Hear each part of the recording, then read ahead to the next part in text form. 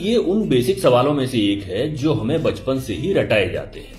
आप में से बहुत से लोग ये भी जानते होंगे कि माउंट एवरेस्ट का नाम एक अंग्रेज अधिकारी सर जॉर्ज एवरेस्ट के नाम पर रखा गया था।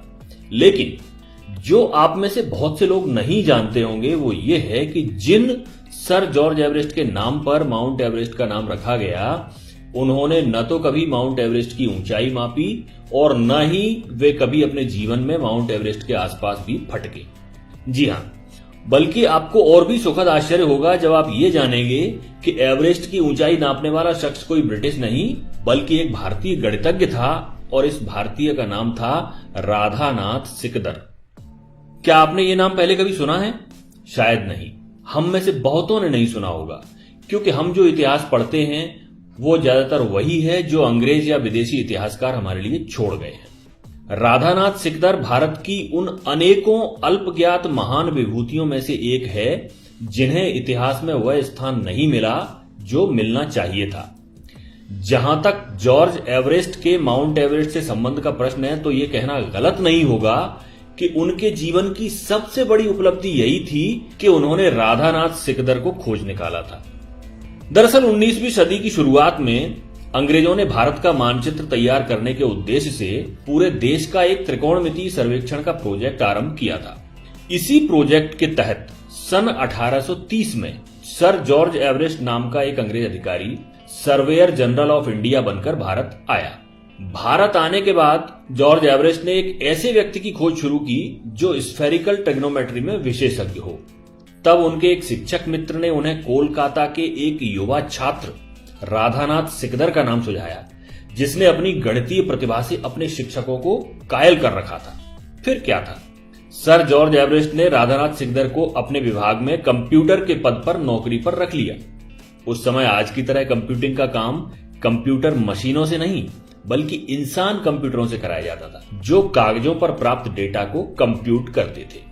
राधानाथ सिकदर बेहद मेहनती और प्रतिभाशाली इंसान थे, जिसके कारण सर जॉर्ज एवरेस्ट उनसे काफी प्रभावित रहते थे। फिर आया साल 1843, जब जॉर्ज एवरेस्ट रिटायर हो गए और उनके स्थान पर नए सर्वेयर जनरल बने कर्नल एंड्रयू स्कॉट वॉ। अब ध्यान रहे, अब तक माउंट एवरेस्ट, जिसे उस समय पीक एक्सवी के नाम से जाना जाता था, की ऊंचाई नापने का काम शुरू नहीं हुआ था। ये तो कर्नल एंड्रू स्कॉट वॉ थे जिन्होंने राधानाथ को पीक एक्सवी की ऊंचाई मापने का काम सौंपा। राधानाथ अपने काम में जी जान से लग गए और सालों की कड़ी मेहनत के बाद आखिर 1852 में पीक एक्सवी की ऊंचाई बताने में सफल हुए। उन्होंने बताया कि इसकी ऊंचाई 29,002 फीट है, जो दुनिया में ज्ञात सभी पर्वत चोटियों से ज्यादा है।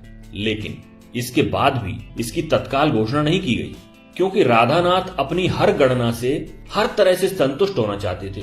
सभी आंकड़े एक बार फिर से जांचे गए और आखिरकार 1856 में जब वे पूरी तरह संतुष्ट हो गए, तब इस बात की आधिकारिक घोषणा की गई कि पीक एक्सवी ही दुनिया की सबसे ऊंची चोटी है। इससे पहले कंचनजंगा को दुनिया का सबसे ऊंचा पर्वत शिखर माना जाता था।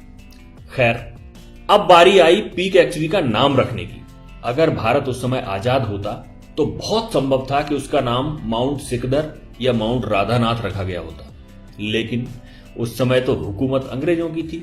तो कर्नल एंड्रयू स्कॉट वॉ ने उस चोटी के लिए नाम चुना माउंट एवरेस्ट। यह नाम उन्हीं सर जॉर्ज एवरेस्ट के नाम पर था जो कर्नल एंड्रयू स्कॉट वॉ के पूर्व भारत के सर्वेयर जनरल हुआ करते थे।